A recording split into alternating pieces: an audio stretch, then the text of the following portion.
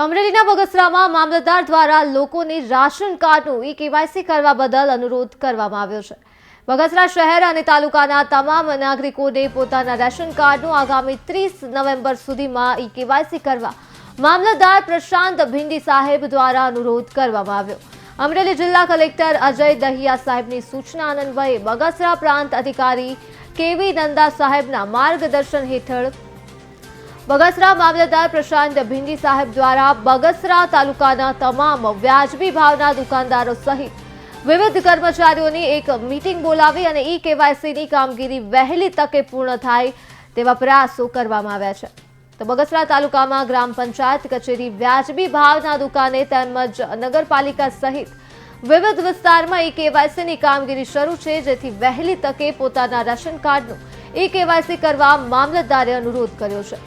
તો અમરેલીના બગસરામાં મામલતદાર દ્વારા અનુરોધ કરાયો છે 30 નવેમ્બર સુધીમાં રાશન કાર્ડનું ઈ-કેવાયસી કરવા અપીલ અને અમરેલી જિલ્લા કલેક્ટરે સૂચના આપી છે। રેશન કાર્ડ ધારક જે કોઈ છે કે તેઓને કોઈ પણ કેટેગરીનું રેશન કાર્ડ ધરાવતા હોય તેઓને રેશન કાર્ડ કરાવવું ફરજિયાત છે। એટલા માટે કે સરકારની વિવિધ યોજનાઓમાં અને સરકારી ડોક્યુમેન્ટ તરીકે તમારું રેશન કાર્ડ ઈ-કેવાયસી થયેલું હોવું જરૂરી છે।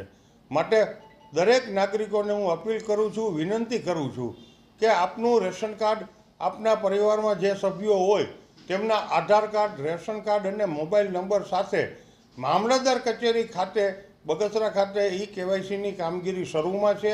આ ઉપરાંત ગ્રામ્ય વિસ્તારમાં બગસરા તાલુકાના અલગ અલગ ગામોએ ગ્રામ પંચાયત કચેરી ખાતે વીસી દ્વારા પણ આ કામગીરી શરૂમાં છે, જેથી દરેક નાગરિકે પોતાના રેશન કાર્ડ ઈ-કેવાયસી કરાવવા વિનંતી કરું છું।